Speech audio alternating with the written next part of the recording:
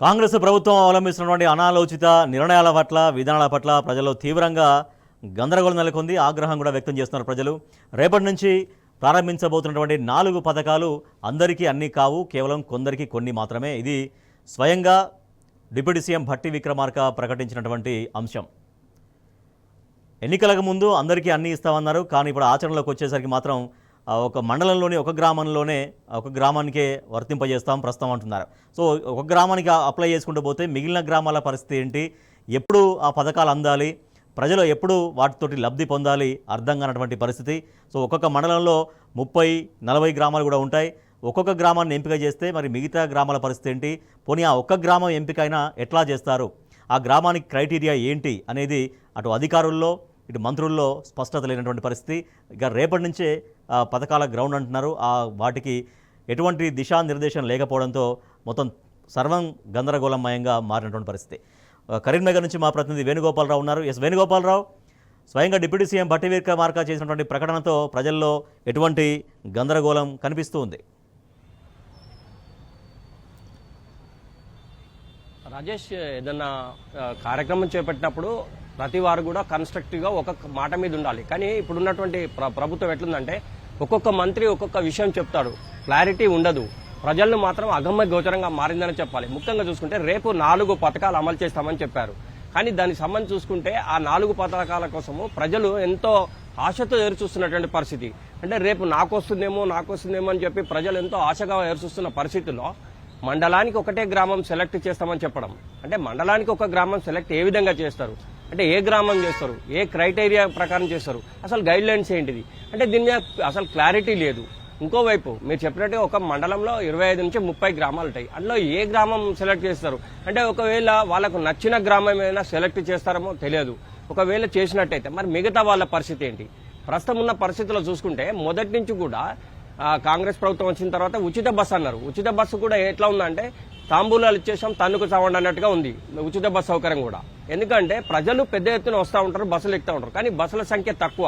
ప్రతిరోజు కూడా గొడవే. అదే జగిత్యాల్లో కూడా పండుగలు వచ్చాయంటే చాలు ఏ బస్సు ఎక్కాలన్నా కూడా కామన్ పీపుల్ బస్సు ఎక్కి పోదామనుకుంటా కూడా ఎక్కలేని పరిస్థితి ఇప్పుడున్నటువంటి పరిస్థితి.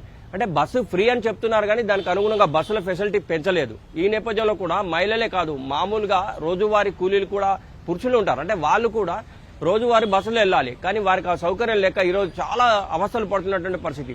అంటే బస్సులు ఫ్రీ ఇచ్చామని చెప్తున్నారు, కానీ దానికి అనుగుణంగా బస్ ఫెసిలిటీ ఎక్కువ పెంచలేదు. 2, రుణమాఫీ విషయానికి వస్తే రైతులకు సంబంధించి 2 లక్షల లోపు ఉంటే రుణమాఫీ చేస్తామన్నారు. కానీ రుణమాఫీ సంబంధించి చూస్తే కూడా ఇప్పటి వరకు కూడా కొంతమందికి రుణమాఫీ కాక చాలా అవస్థలు పడుతున్నట్టు నేపథ్యం మనకు కనిపించింది. కమలాపూర్లోనైతే గ్రామ పంచాయతీ ముందు రైతులంతా కూడా మాకు రుణమాఫీ కాలేదని చెప్పి ఒకే ఒంటి కాలు మీద నిరసన వ్యక్తం చేసినటువంటి పరిస్థితి.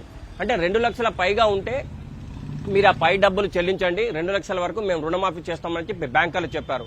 వాళ్ళు సపోజ్ చేసి ఆ పైన ఉన్నటువంటి డబ్బులను కూడా కట్టినటువంటి నేపథ్యం. ఆ 2 లక్షల వరకు లిమిట్ గా ఉంచినటువంటి పరిస్థితి. కానీ వాళ్ళకు కూడా ఇప్పటి వరకు కూడా రుణమాఫీ కాలేదు.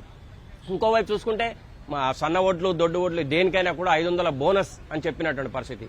కానీ దానికి సంబంధించి చూస్తే కూడా చాలా మంది రైతులకు ఇప్పటి వరకు కూడా వాళ్ళకి అందలేదని కొంతమంది రైతులైతే స్పష్టంగా చెప్తున్న నేపథ్యం. ఇంకోవైపు 15,000 ఇస్తామన్న దాన్ని 12,000 చేశారు. 2 సార్లు రావాల్సినటువంటి రైతు బంధు కూడా 2 టైమ్స్ రాలేదు. అంటే ఏ దేని మీద కూడా క్లారిటీ లేదు.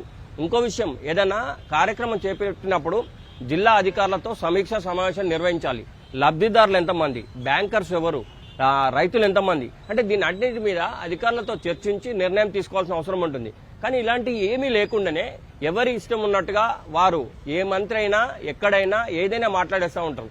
దీంతో ఏమైతుందంటే రైతుల్లో పెద్ద కన్ఫ్యూజన్ ఉంది. అసలు వీళ్ళకు వస్తాయా రావా, లబ్ధిదారులకు లబ్ధి చేకూరుతుందా లేదా. ఇంకోవైపు చూసుకుంటే గత 4 రోజుల నుంచి కూడా గ్రామ సభలు జరిగినటువంటి పరిస్థితి. గ్రామ సభల్లో ప్రతి ఒక్కరు కూడా అడిగినది ఒకటే, మేము ప్రజాపాలనలో దరఖాస్తులు ఇచ్చాం, కుల గణనలలో దరఖాస్తులు ఇచ్చాం, ఇప్పుడు కూడా మేము దరఖాస్తులు ఇవ్వమంటున్నారు. అసలు మేము ఇచ్చిన దరఖాస్తుల పరిస్థితి ఏంటి, మాకు వస్తుందా రాదా. అంటే గ్రామ సభల్లో ఎటువంటి ఆగ్రహాలు వ్యక్తమయ్యాయో మనం చూసాం. గ్రామ సభల్లోనే అంత గందరగోళంగా ఉంది. తర్వాత గ్రామ సభలో తీసుకున్న సమాచారం ప్రకారం రేపు గ్రౌండ్ అవుతున్న పథకాల అమలు కూడా ఇంకా అది ఒక బిగ్ క్వశ్చన్, అది కూడా గందరగోళమే. సో ఇన్ని గందరగోళాల మధ్య ప్రజలు ఎటువంటి కంక్లూజన్కి వస్తున్నారు? ముఖ్యంగా ప్రజలు మాత్రం చాలా కన్ఫ్యూజన్ లో ఉన్నారు. అసలు వీళ్ళు ఏంటి రేపు మొత్తం ప్రకటిస్తారని చెప్పి పెద్ద ఎత్తున ఆశలు పెట్టుకున్నటువంటి పరిస్థితి. కానీ మండలానికి ఒకటే గ్రామం అని చెప్పినప్పుడు ప్రజలు నిరాశ నిస్పృహలు ఉన్నటువంటి పరిస్థితి. ఎందుకంటే స్థానిక ఎమ్మెల్యేలు కావచ్చు, స్థానిక నాయకులు కావచ్చు, ఆ గ్రామాలకు వెళ్లాల్సిన అవసరం ఉంటుంది. కానీ ఆ గ్రామానికి వెళ్ళినప్పుడు ఒకే గ్రామం సెలెక్ట్ చేసి మిగతా గ్రామాలకు ఇవ్వనప్పుడు ఆ మిగతా గ్రామాల ప్రజలు వారిని ప్రశ్నించే అవకాశం తప్పకుండా ఉంటుంది రాజేష్. ఎందుకంటే ప్రతి ఒక్కరికి ఇస్తామని మీరే చెప్పారు, ప్రతి ఒక్కరిని అప్లికేషన్ ఇవ్వమన్నారు. కానీ అప్లికేషన్ ఇచ్చిన ప్రతి వారు కూడా లబ్ధి పొందుతారని చెప్పారు. కానీ ఈ రోజు ఒకే గ్రామం ఎట్లిస్తారు అని కూడా ప్రతి గ్రామంలో కూడా వీళ్ళని నిలదీసే అవకాశం మాత్రం తప్పనిసరిగా ఉంటుంది. ప్రజలు ప్రతి విషయంలో కూడా సంయమనతో ఉంటారు. తప్పకుండా తమకు ఏదో లబ్ధి పొందుతుంది లేదా ప్రభుత్వ పరంగా వస్తుందని ఆశించి వాళ్ళు చేసినటువంటి పనికి ఈ రోజు రేపు వస్తుంది అనుకున్నది రావట్లేదని తెలిసిన వెంటనే ప్రతి ఒక్క గ్రామంలో కూడా ఒక చర్చనీయాంశంగా మారింది. అంటే ఏ గ్రామం సెలెక్ట్ చేస్తారు, మరి అందరికి ఇస్తామని చెప్పారు, ఇప్పుడు మండలానికి ఒకటే అంటున్నారు. ఇదంతా ఎట్లా అవుతుందని చెప్పి కూడా గ్రామస్తులు మాత్రం పెద్ద ఎత్తున ఆందోళన ఉన్నటువంటి పరిస్థితి అయితే మనకు కనిపిస్తుంది Rajesh. Right, thank you Venugopalarao and thank you Ravikanth.